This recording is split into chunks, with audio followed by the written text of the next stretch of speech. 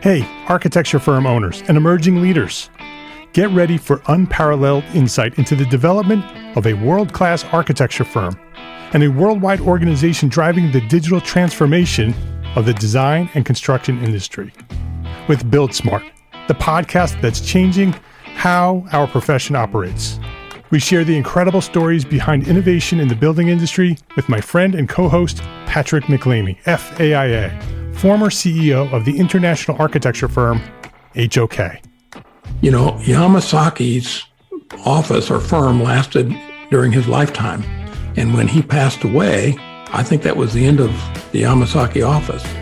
Helmut did not want that. He wanted a firm that would live out and grow beyond the founders.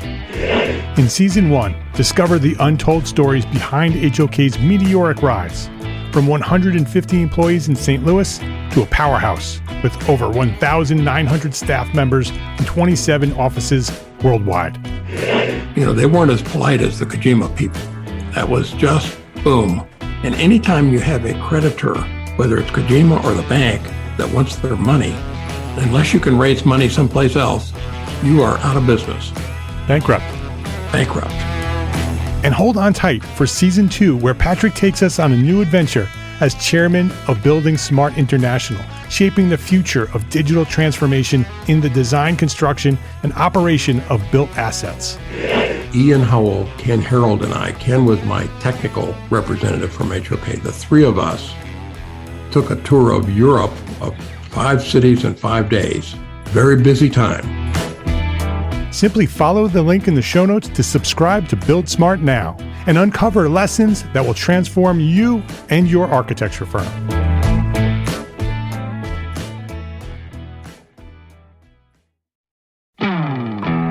Hey, architecture firm owners and emerging leaders. Get ready for unparalleled insight into the development of a world-class architecture firm and a worldwide organization driving the digital transformation of the design and construction industry. With Build Smart, the podcast that's changing how our profession operates. We share the incredible stories behind innovation in the building industry with my friend and co-host, Patrick McLeamy, FAIA, former CEO of the international architecture firm, HOK. You know, Yamasaki's office or firm lasted during his lifetime. And when he passed away, I think that was the end of the Yamasaki office. Helmut did not want that. He wanted a firm that would live out and grow beyond the founders. In Season 1, discover the untold stories behind HOK's meteoric rise, from 150 employees in St. Louis to a powerhouse with over 1,900 staff members and 27 offices worldwide. You know, they weren't as polite as the Kojima people.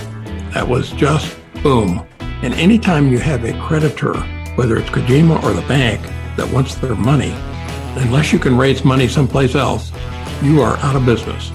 Bankrupt.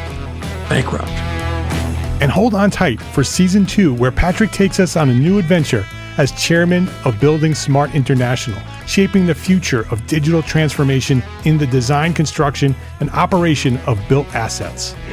Ian Howell, Ken Harold, and I, Ken was my technical representative from HOK. The three of us took a tour of Europe of 5 cities in 5 days. Very busy time. Simply follow the link in the show notes to subscribe to Build Smart now and uncover lessons that will transform you and your architecture firm.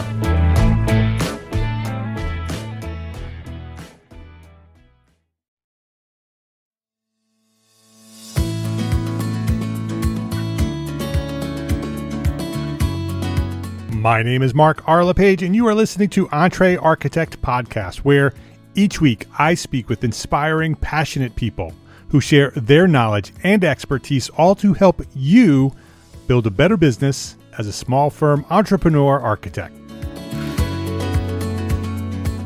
Dan Hart, welcome back to Entre Architect Podcast. Thank you, Mark. What a pleasure to be back with you. It's been a long time. Yes. Yeah. Episode 53, you were with us. The title was Find Your Purpose Through Personal Productivity. November 2014, that was. Early in the podcast. So I appreciate you for that, for joining me for that session. But I'm really excited about this session I think this will be a lot of fun. I'm looking forward to catching up, but also I'd love to learn what you're doing at AIA National and all the other things that you're doing with your life these days. So let me introduce you to anybody who may not know who Dan Hart is, but they should. Dan Hart is the Executive Vice President of Architecture, a member of the Board of Directors, and Principal with Parkhill, located in Texas, New Mexico, and Oklahoma. Based in Austin, Dan has been the Texas Society of Architects President, the American Institute of Architects Strategic Council Moderator, the Chair of the Public Outreach Committee, and Co-Chair of the COVID-19 Business Continuity Task Force. And he is currently the President of AIA National. So way back in episode 53, you were talking about personal productivity, and now you're AIA National President. And so I'm really excited to have you on the show here. And just for the record, the first AIA National President who accepted my invitation. I've been inviting you guys and your women, and all the women who've been presidents, and you're the first one who's accepted my invitation. So I appreciate you for coming by here and talking with the community.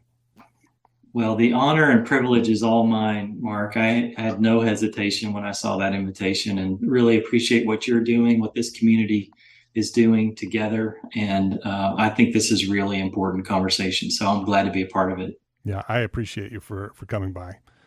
Before we jump into that, because I want to talk about AIA National and small firms specifically, because that's our community here. But before that, I want to learn more about you as an architect. I want your origin story. So go back to the point in your life where you discovered architecture. What inspired you, or who inspired you to become an architect, and share that story to where we are today? Well, I grew up, most of my growing up was in a small rural farming community in North Texas, a town called Seymour, about 3,000 people, wheat farmers primarily. My dad was a pastor at the local church there. And we actually, there's another fascinating part to that story. We had evacuated out of Beirut, Lebanon, where he was a missionary, but that's a story for another time. Wow. We'll bring you back for that. Yeah, great. The extended version. Great. So I went to high school, graduated from high school in this small town, and I always want to mention Mr. Akins, my plane geometry teacher in 11th grade, who I don't know what it was about that class that just clicked for me. I think it had to do with the logical proofs that went along with these precise drawings, and the idea that you could capture these abstract ideas in a drawing, and that they built one upon another to really go deep into philosophy and into describing our world, just really captivated me. What grade was that? What's that? What grade was Mr. Akins? This was 11th grade, Mr. Akins, plane geometry. Yeah. And the textbook in that class, at the end of each chapter, said if there was something about this chapter that shimmered for you, you might consider being blank. And of course, one of those chapters said architect. And there was just something that sort of exploded in my brain. And I couldn't wait. Got real fidgety. I couldn't wait for the bell to ring. And as soon as it did, I ran to the library. Again, this is a very small rural community, very small school, less than 200 people in my school. Our library had one book on architecture. You know, in those days, Mark, you remember the card catalogs? This was me looking things up. The Dewey Decimal System? Yes, that's right. So architecture was toward the front, only one book, and it was a biography of Frank Lloyd Wright. And so, of course, it started with his early story. Small town boy goes to the big city of Chicago, lived his summers with his uncle on a rural farm, which influenced dramatically his way of thinking about architecture, organic architecture. He later moved to the big city, his adopted home of Chicago, which in 2014, the same year I talked to you the first time, that's where the AIA conference was in Chicago. And I was elevated to fellow that year. So that Chicago has always been really special to me, kind of a mythical, faraway place, but just this mecca for architecture. And it started innocently enough with that book in that small library in Seymour, Texas. And I read and reread that book so many times. I checked it out so many times. And apparently in Texas, there's a law that if a book doesn't circulate properly over a period of time, they have to remove that book from the library and get a different book. And so I think this is probably against the law, but the librarian was a friend of our family's. She couldn't bear to throw that book away, and she gave it to my parents some 15 years later. So Wow. I have that book in my library. I was just going to ask you if you still have the book. Yes. I have it. It's just behind me. I can run and get it if you want to see it later. But yeah, it's a really special book. And so I went on to do dual degrees in architecture and civil engineering at Texas Tech University, and actually began practice when I graduated as a structural engineer, and worked for 4 years as a structural engineer with Parkhill, the firm that I'm with now, and became registered. And just a few weeks after becoming registered, my supervisor, who was a structural engineer, led the structural department, said, "Dan, I always known you wanted to be an architect," which I always knew I wanted to do. That was the path I was on. But I thought, if I don't do structural engineering at the beginning of my career, I may never do it. So it was a great opportunity to practice and get that, excuse the pun, foundation for my career. But just a few weeks later, he asked me, "Are you interested? There's an opening in the architecture." We did both. And there's an opening for a graduate architect. "Would you be interested?" And I said, I jumped at the chance. I think I moved that same day to a different desk and started practicing architecture. And I joke that I think I may have been, for a period there, the highest paid intern architect in the country, because I was a registered structural engineer and I switched, and they didn't cut my pay to what architectural interns were being paid at that time. So lots of moves over the years, lots of water under the bridge. And now, as you said, executive director for all of our architecture. And I'm located in Austin at this time. In 2003, just a little bit of the AIA story saga. I was a president of our small chapter. At that time, I was living in West Texas in Midland. And the Texas Society of Architects president was Jeff Potter, who later would become national president of AIA. Yep. And when he was president of the Texas Society of Architects, tapped me on the shoulder and asked me if I would serve on a state committee to help resolve the conflict between architects and engineers in Texas. Being both, he thought that might be a good role for me to play. And that was my real first engagement at the state level. I never really aspired to be in leadership in the AIA, but that one thing led to another, and I eventually became president of the Texas Society of Architects in 2011. We passed legislation to resolve that conflict, and my peers continue to tap me on the shoulder. I think my AIA colleagues and friends continually saw things in me I didn't see in myself, which is a really interesting leadership lesson in life in general. Pay attention to the people that you respect. And they asked me to do different things, and I found myself serving at the national level, and eventually became president for this year in 20. So last month at my conference in Chicago, again, yes, I was privileged to sit on the stage and ask former President Barack Obama about wanting to be an architect when he was a kid. So there's this grand full arc there for me. I got him to sign that index card with that question on it after our interview. Oh, yeah. And the design curator for the Smithsonian Museum has contacted me about would I be willing to donate that card to the museum. So it's just that's a long ways from Seymour, Texas. Have you made a decision on the card?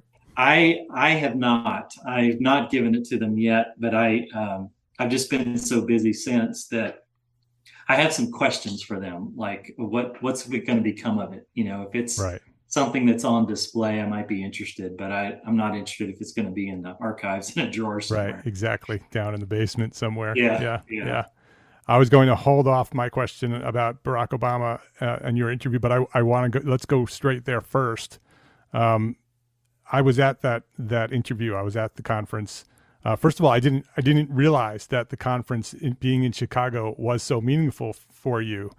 What a great opportunity, first of all, for it to be in Chicago, and then to be able to experience and lead a conversation with President Barack Obama on stage in front of the national organization. How did that feel? I mean, from a personal point of view, how did you do that? Well, it's one of those peak experiences. It's hard to describe the amount of excitement and anticipation and frankly fear that I felt leading up to that.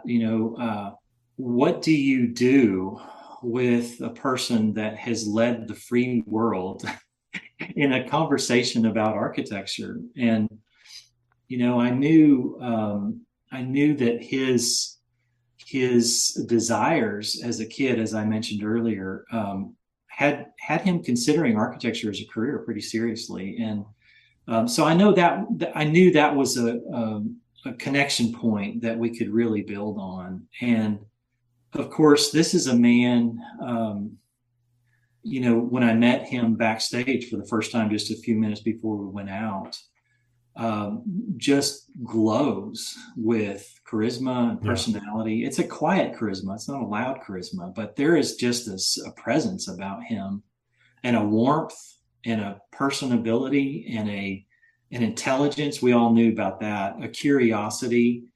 It just so happened my kids were able to meet him and my wife backstage as well. And he wasn't really that interested in me at all. He wanted to talk to my kids. Yeah. And, as we were walking toward the stage, he turned to me and he said, I bet you're proud of those kids. And I said, I absolutely am. I couldn't be prouder.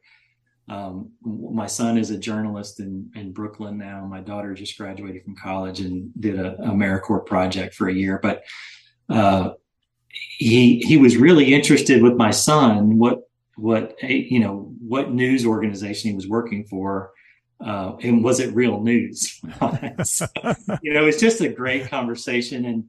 And as he said that to me, we were walking to the stage. I said, yes, I'm extremely proud of my kids. And I said, I have a feeling, smiling at him, that's something you can relate to, because I knew how proud he was of his daughters. Yeah. And so just a lot of preparation. I listened to interviews of him. I read his memoirs. I knew a great deal about him, where he was coming from. I had an idea how he would answer certain questions. But this is a man that speaks in full paragraphs. And I knew it would be challenging to get the questions in that I had for him. Yeah. As I mentioned to you earlier before we started the podcast here, just a whole new appreciation for you and people like you that do this routinely. There's a great deal that goes on in one's mind as you're trying to think of the next question. And has he already answered this? And are we going to get to that? And we have this much time left, and all of those things. And so I was really focused on trying to just be present through it. I thought, I've done the preparation, I've done the work. I just want to be present for this moment and enjoy this with him. And I just, all my expectations were exceeded. The way that I knew he knew architecture, but I was just still surprised by the depth of his knowledge, his ability to connect with our audience. Yeah. He did that within 3 minutes, you know? Yeah, for sure. And so just an extraordinary experience. And when we finished, as we walked off stage, they had prepped me on all the protocol, that I'm supposed to let him lead as he walks on and off and those kinds of things. And so I was trying to, remember all those things and respect all those protocols as well on top of it. And he wasn't having it. He turned to me, put his arm around me. He wanted to walk off together and just those. And as we were walking off stage, he turned to me and said, "Boy, that was really fun. I really enjoyed that." And I said, "Well, I'm glad you did. I did too. It was just an extraordinary experience." And that's when I had him sign that card. And so all the lead up to preparation and talking with his staff and his chief of staff about what to be aware of. And, there was nothing that he vetoed in terms of subject areas, except he said, I don't want to talk about my the successors as president, and I don't want to talk about my family, the personal stuff. And so we respected that. Of course, in the lead up to all of that, and then the day of that interview is when Roe versus Wade was overturned. Right. And he and Michelle had released a statement early that morning. And if the stakes could be any higher, I'd like to know how, because for me personally, just thinking about, that's not really an issue of architecture, but how can we not talk about that when you have this person on stage? And so we visited briefly about that before, and this is just an example of how prepped he was. He said, question 5 on your list is about the biggest obstacles we're facing in the country right now. And question 6 is about the nature of political discourse in this country. He said, that gives me opening. I'll be able to talk about that then, and let's just do it organically. So I thought he did a tremendous job of not being partisan, but not diluting what he feels and what he believes and how he sees the world. I just thought, just an incredible experience. And there's a little footnote to that. If you need to move on, I understand. No, not at all. Keep going. Share the story. So one thing just at the end, you talk about Chicago. Of course, Chicago is big for him. Right. That's his place, and it's where he began his professional work as a community organizer. And so I had read all about that in his Faith of My Father, his first memoir. And it's just so interesting to me when we were just talking after the interview, I didn't know if I should mention this to him or not, just on a very personal note, but he movingly shares the story of meeting his sister, Alma, his half-sister from Kenya. For the first time, they were both adults in Chicago. She flew to Chicago for the first time. And I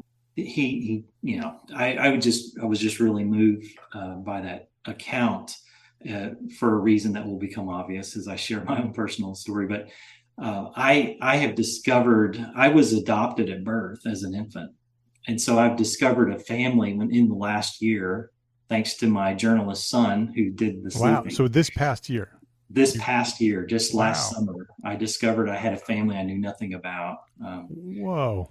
And my half-sister and I have been chatting on Zoom. We found each other and have connected, and that's the one part of the family that I have really had the opportunity to understand more. And unfortunately, my birth mother had passed away just a year before we made contact, so I just missed her. But she lives in the Chicago area, my half-sister, and her name is Amy. Obama's sister is Alma.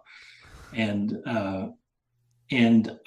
because the conference was happening on the timing that it happened, because of COVID, we had not been able to get together. And so on the Saturday following the Friday of the interview, I met my sister for the first time in Chicago. Oh my goodness. Wow. Just as Obama met his sister for the first time in Chicago. And so, I was just trying to, how does that fit into all we need to accomplish?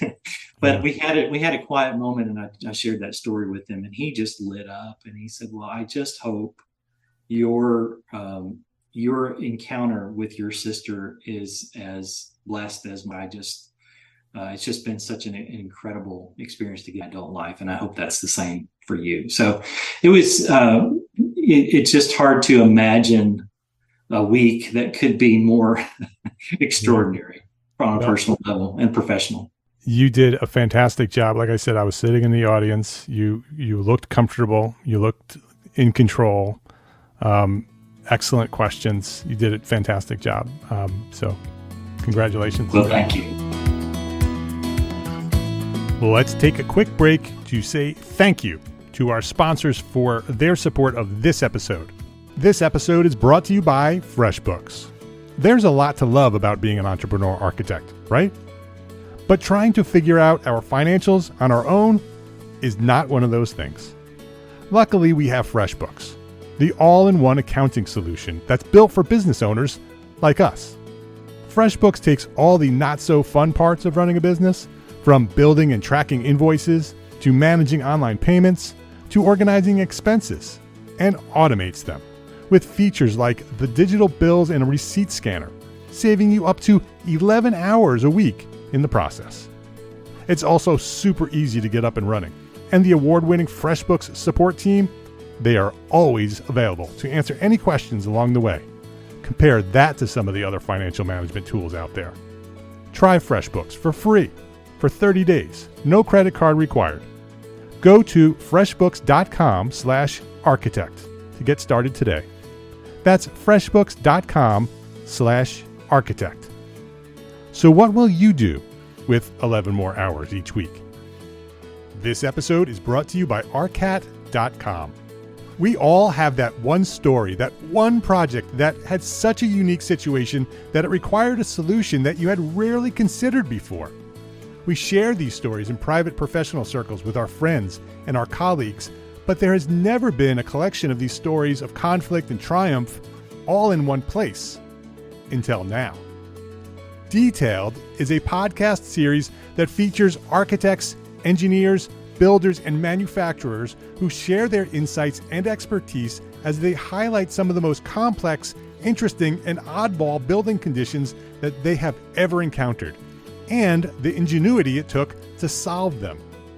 Join host Charisse Lakeside, aka CSI Kraken, a senior specifications writer at RDH Building Science, as she uncovers lessons learned to help you navigate similar challenges that may arise in your next project. Detailed, an original podcast by ARCAT. Listen and subscribe right now at arcat.com/podcast. That's arcat.com/podcast. arcat.com/podcast. Detailed. Every building has a story. Please visit our sponsors today and thank them. Thank them for supporting you, the EntreArchitect community. Let's jump into your role as national president at AIA. You're speaking with thousands of small firm architects right now. And I want to focus our conversation on this community of small firm architects. Let's talk a little bit broad scale, in terms of the big picture of AIA National, because this is something that I'm always interested in. And I think lots of architects may have their own thoughts about the role and the responsibility of AIA at a national level, right? I understand that chapters and state chapters have different roles, but AIA National, what is your personal thesis in terms of what the role of AIA National is today in 2022? Yeah, I think that the role of AIA is really quite simple. And I don't think that it has substantially changed from those original 13 people in 1857 that gathered in New York to form the AIA. I think the primary role of AIA is to establish the relevancy of architecture and architects in society. And it's not as if we have to make the case in terms of convincing people that that is true. We have to make the case just to show them what is abundantly clear once they understand it. So it's about communication. It's not about necessarily convincing, in my opinion. But the road to relevance is I think there's a simple formulation for me in my mind about why that's so important. Because I think once we establish the relevancy, and maybe just to chase a rabbit for a second, in my 30-some years of AIA service at every level, local, state, national now, I can't remember a substantive AIA meeting, strategic planning or visioning meeting. I can't remember a single meeting when it hasn't come up in some form a simple statement like, society just doesn't get us. Right. They don't appreciate what we do. They don't compensate us fairly for the contribution we make. So that question, I think, is the central question for AIA to answer. Why is architecture relevant to everybody's life on a daily basis? And broadly, from a civilization standpoint, you can zoom in and zoom out at the magnitude of this question, but I'm interested primarily in the day-to-day functioning of society and how important architects and architecture is. And so once we establish the relevancy of architecture, then we can make the case for the value of what we do.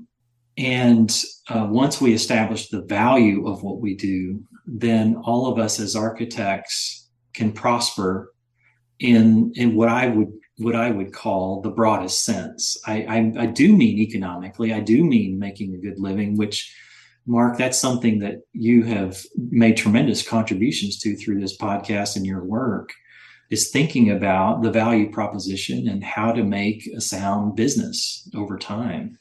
And I do mean that, but I don't just mean that. I also mean how gratified we feel at the end of the day, having done what we did that day, what contributions we made to society, to knit the fabric of society, to be weavers in society, in other words. So that formulation from relevancy to value to prosperity, I think it's just key to what we do and what we stand for.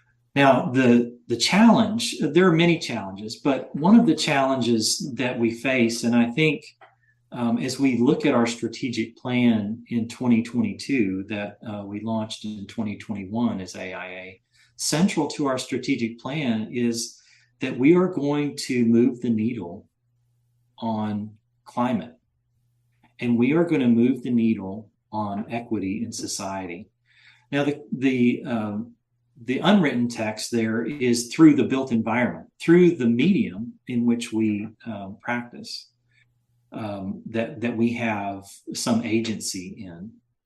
And so I do get the question frequently, maybe I understand doing my best on making buildings that are friendly to our future and to the planet, but what in the world do we have to do with equity? How is that architecture? Why is AIA concerned?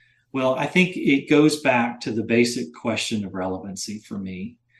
We as architects, we as AIA have to connect the dots to society, to the deepest issues that we face as society, and connect that back to how the built environment can have impact there. And so when I began my service as president on the board, one of the primary roles as president is you're chair of the board of directors. And so our first retreat this year, we spent our time creating what we're calling our discernment device. And so there's three basic questions for issues that we choose to take on as the board of directors on behalf of our members of AIA. And there are those three questions are, is it aligned with our strategic plan and our basic goal? And if the answer to that is yes, the second question is, can we actually have impact on this thing? Can we actually do something about it? It may be aligned with our purpose, but it may not be something we can actually do anything about. So it has to be something we can have impact. And even if the answer to those first two questions is yes, then the third question is this the right time for us to be taking this on? Do we have the resources available to us? Is the bandwidth there?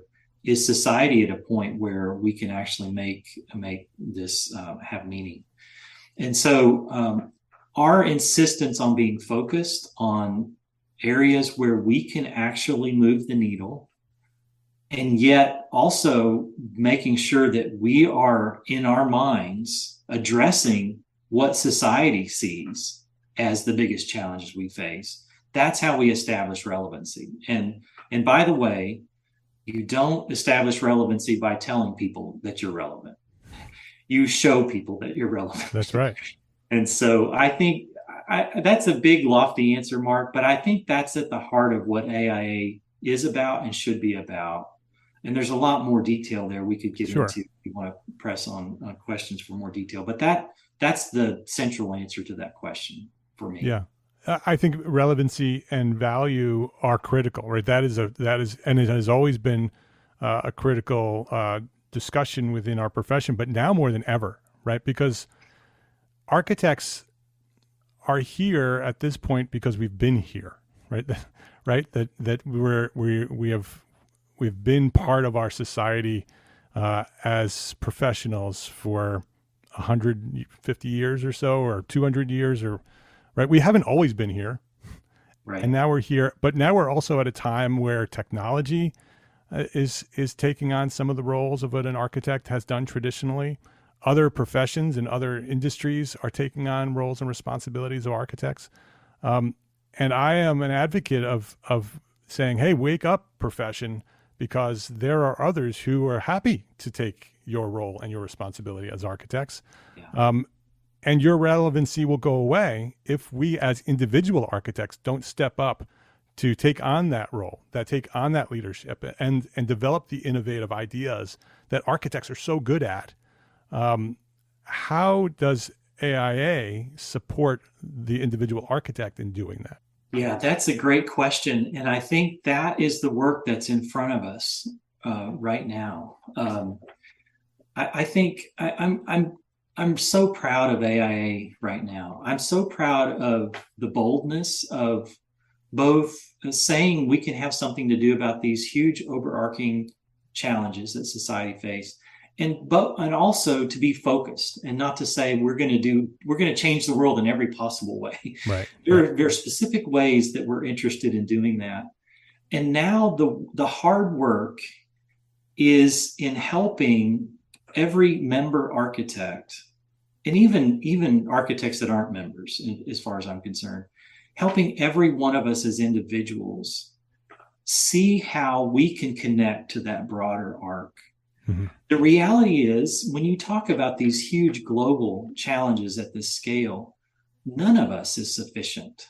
None of us can make the change that's needed. But align all of us, right? Now we can make a difference together. And that word together, I think, is key to what AIA's efficacy is all about. And that determination to be focused and not to try to be all things to all people everywhere all the time, but to be specific about what we're going to do right now to make a difference is key to us having, we have agency. I think we've got to remind each other of where our agency is. So I'm fond of saying that design is our superpower. I really think the ability to think, the systems thinking, the design thinking that we are so immersed in every day in the work that we do, certainly is relevant, and certainly is the way to design buildings, which are complex systems. But it's also relevant beyond buildings as well. And in fact, in our December meeting on the board in a few months, that's going to be our central generative question, is thinking about architect services beyond buildings. We think about the metaverse, and we think about computer scientists designing those virtual worlds. Yeah.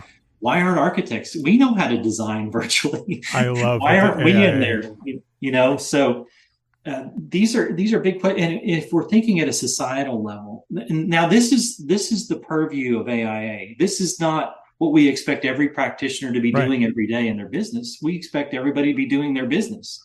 But I do think for AIA to be suggesting to every practitioner, small firms, big firms, middle-sized firms, the lines that you're drawing virtually right now, imbued with imagination, that set the built environment for years to come, is that line that you're drawing right now going to serve to bring people together, provide places where society comes together, or is that line serving as a barrier that's going to separate people?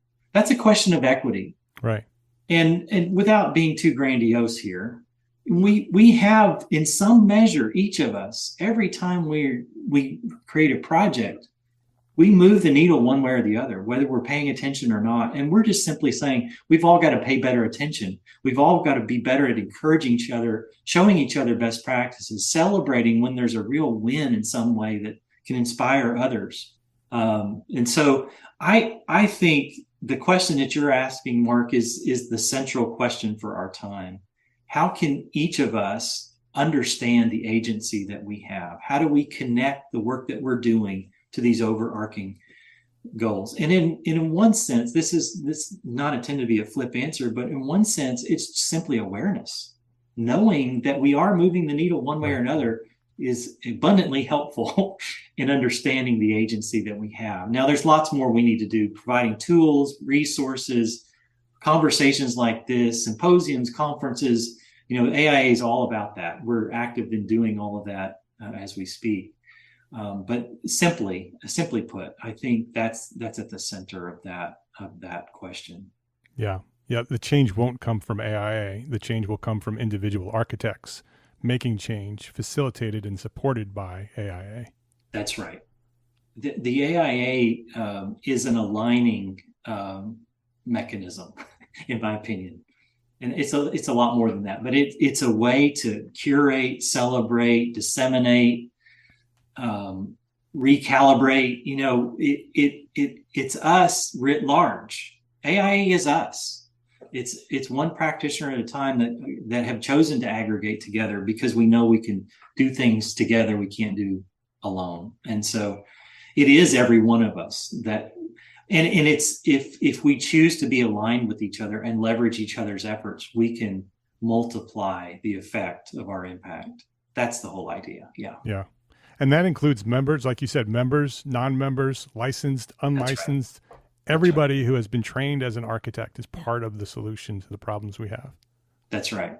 Yeah, there's one chapter, a smaller chapter here in Texas that watches their contributions to the Political Action Committee at the state level, and their participation is actually over 100% of their members. So what that means is they go to non-members and say, "Hey, here's a bill for what we're doing for you. You don't have to join, but right. You should participate because of what AIA is doing on your behalf, advocating for our profession and for our relevancy." And it's an argument that works for them in that community, which is, I think, is just a great story. Yeah, for sure. I know we're coming up on the end of our time together. I want to ask one more question about AIA and sort of the long-term vision.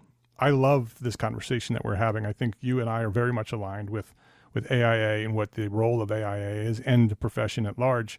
But how does that vision, that long-term vision that you're talking about, stay consistent through time, right? Because your position is a one-year position. There is time where you have some lead up to that, and you will continue to have influence after you've left that seat. But how does that, with such a large organization, how does the impact and the influence that they have by having this focus stay consistent from leadership to leadership? It's such a great question. And it's a challenge for an organization like ours where the president's term is 1 year. And so there's a temptation for a new president to come in and say, yeah, that's great. We're going to go this direction. Right. Now. And we've seen it. We've seen that happen. Yeah. And so what we try to do, so the strategic plan is 5-year plan. That's a modulating document to help. Hopefully that builds in continuity. The staff at AIA is a constant. And so that's really helpful. And this has just been remarkable to be in leadership at this time in AIA over the last 4, 5, 6 years. And there's been a lot of good work for years and years. So I don't mean to exclude people that have led previously, but over the last particularly 4 or 5 years, when we were insistent on this focus and insistent on being having impacts in the society, it's amazing what that's done for the morale of our staff.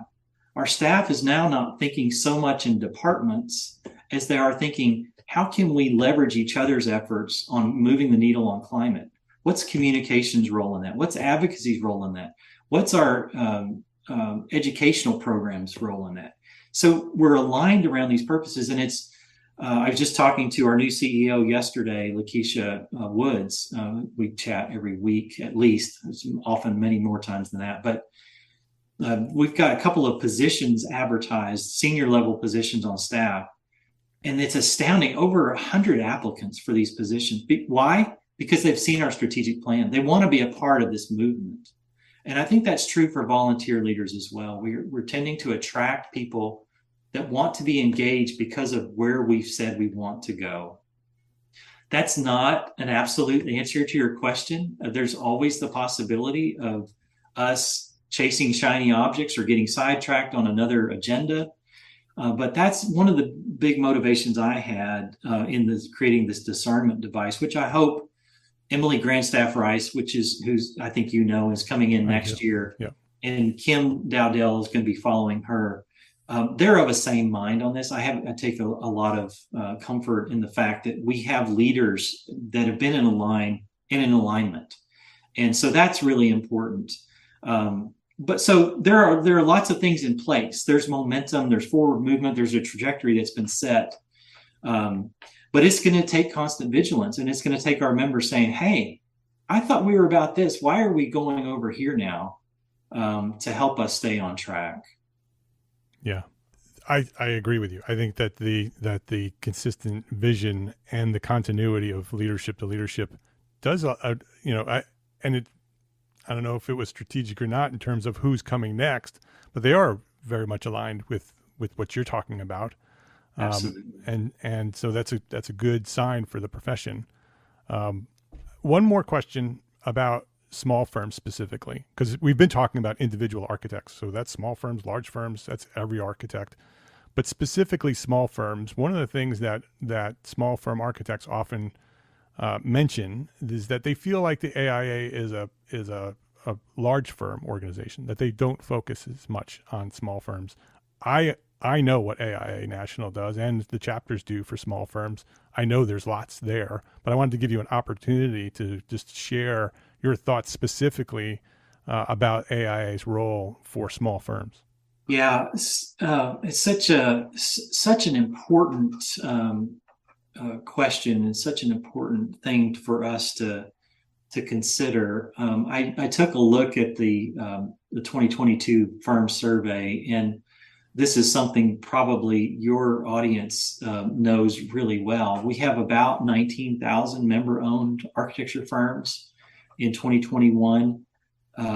Over a quarter of them were sole practitioners, and 60% had fewer than 5 employees on their payroll. So it's only about 7% of firms that have 50 or more employees, and 3% with 100 or more employees. Yeah.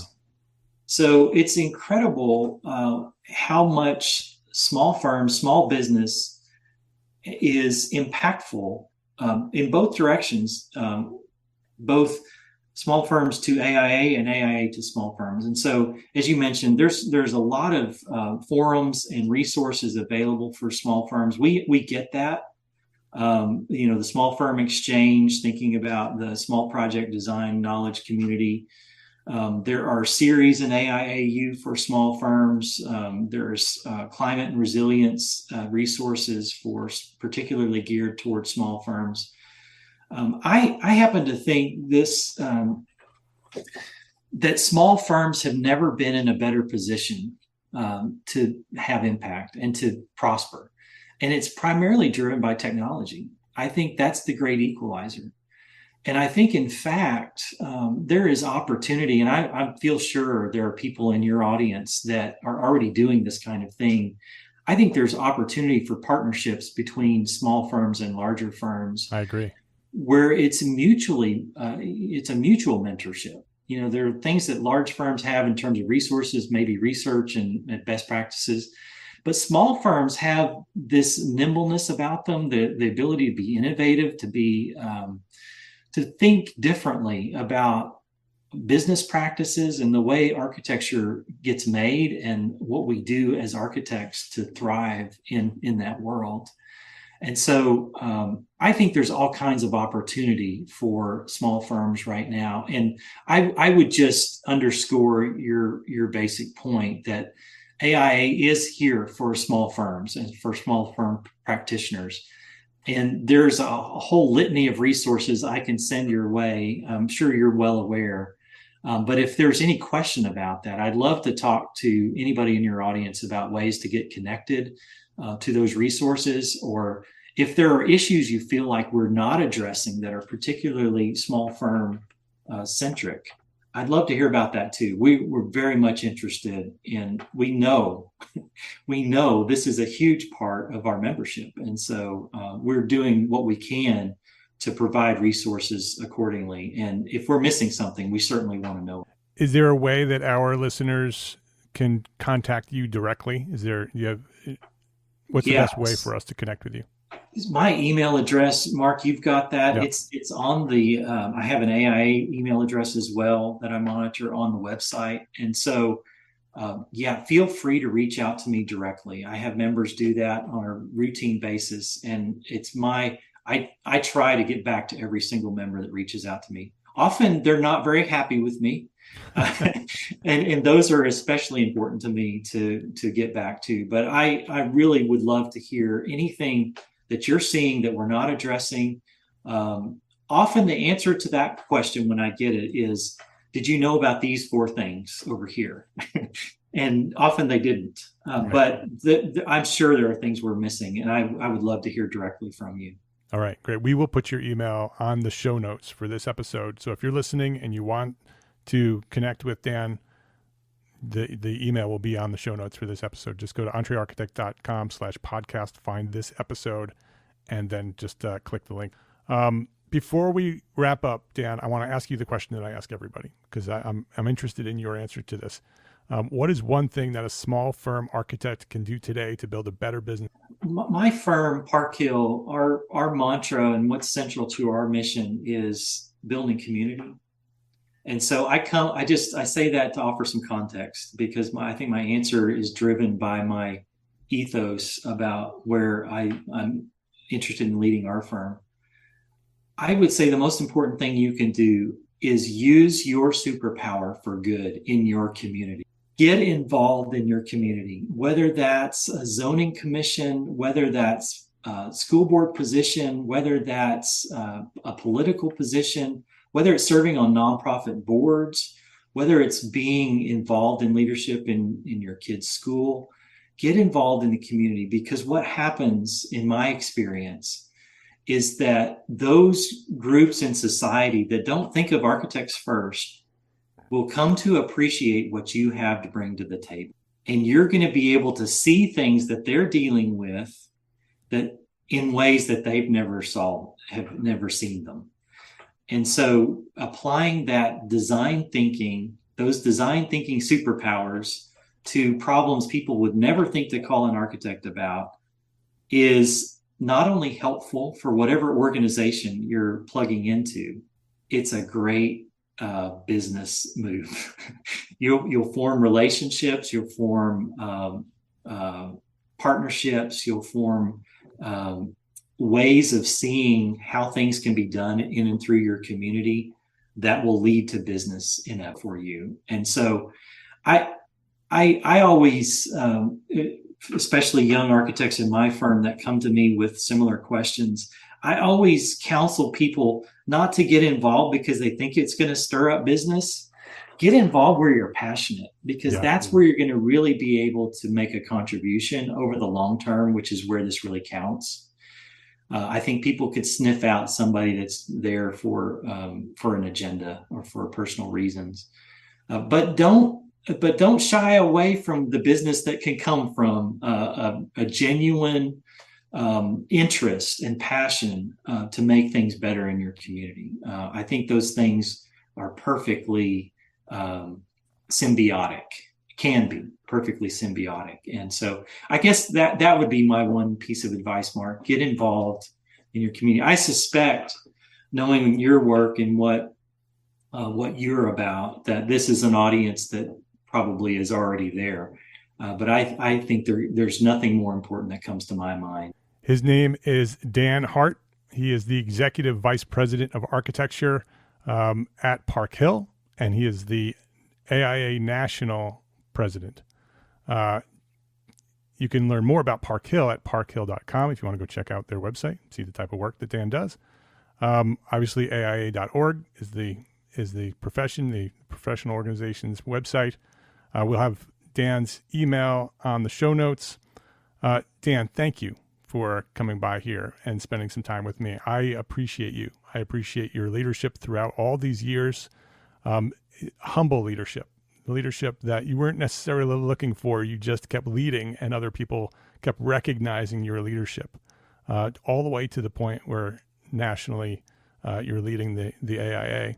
So I appreciate you for not only leading, but saying yes when you've been tapped on the shoulder. You have made such a great influence and impact in this profession. I am happy, very happy that you're sitting in that seat right now. And I wish you the best. And I thank you for coming by here and sharing your knowledge at Entre Architect Podcast.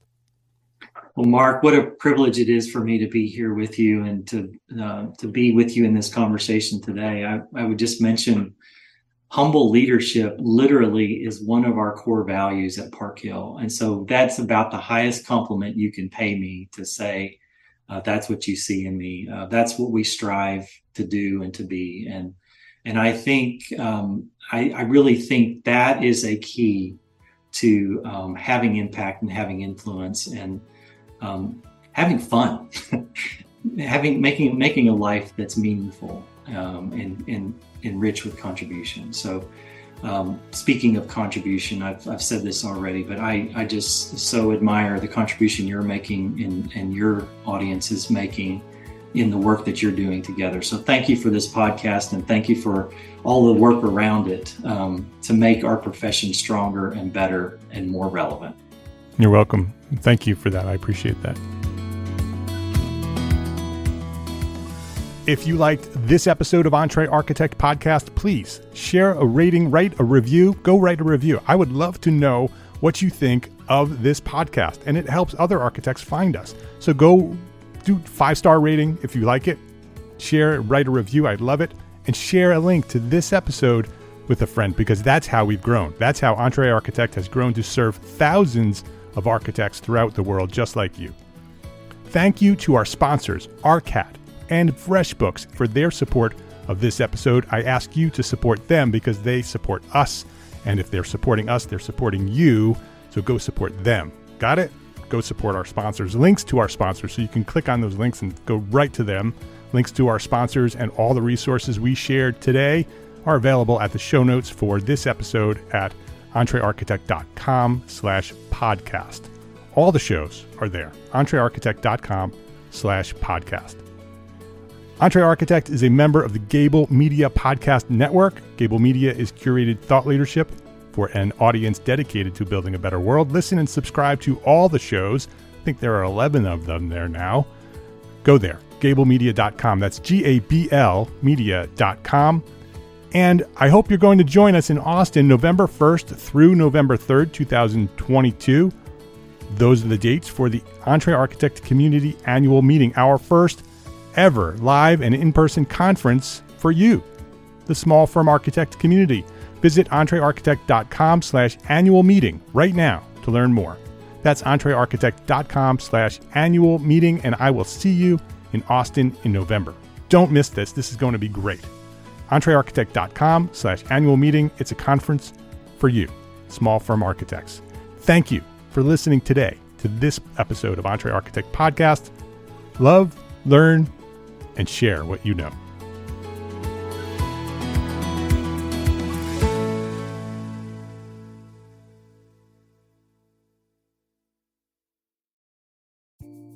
Imagine earning continuing education credits while doing exactly what you're doing right now. Well, you can.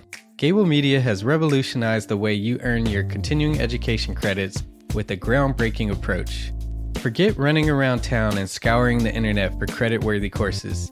Fulfill your CE requirements effortlessly by listening to engaging podcasts just like the one you're listening to now. Our podcasts are designed to educate, entertain, and inspire, all in a user-friendly environment. But wait, there's more. Architects, Gable Media is also approved as an AIA continuing education services provider. Upon completion, we handle everything. From reporting your hours directly to the AIA to storing your certificates in your personal Gable Media profile for your self-reporting needs. So follow the link in the show notes and start earning your credits in the most innovative and entertaining way possible with Gable Media. Attention architects and creative minds, get ready to supercharge your brand with Build Your Brand, the podcast that's unlocking the secrets of branding success for creatives. Hey there, it's Mark Arlepage, founder of Entre Architect, and I'm inviting you to join my friend, architect marketing expert Jeff Eccles at Build Your Brand podcast, where he explores the captivating stories of the world's top brands and transforms their lessons into powerful moves for small firm architects and creatives like you. In Season 1, Jeff shares the thrilling tale of Southwest Airlines, where he dissects their journey to the summit and distills it into strategies tailor-made for you. It's important to keep in mind that companies like Southwest compete in the real world, just like you, and face real-world challenges, just like you. You might be surprised at how similar those challenges are to the struggles that you grapple with on a day-to-day basis. Don't miss out on your blueprint for success. Subscribe, tune in, and let's build your brand together. You may have noticed that the very best brands in the world are also known for having somewhat unique corporate cultures. That's often the glue that holds everything together when they encounter those rough spots. We don't do it because it inconveniences the passengers to whom we are primarily dedicated, the short haul, frequent flyer. Follow the link in the show notes to subscribe to Build Your Brand today. Remember, no matter the size, the journey's the same. Your brand's journey to the top starts here.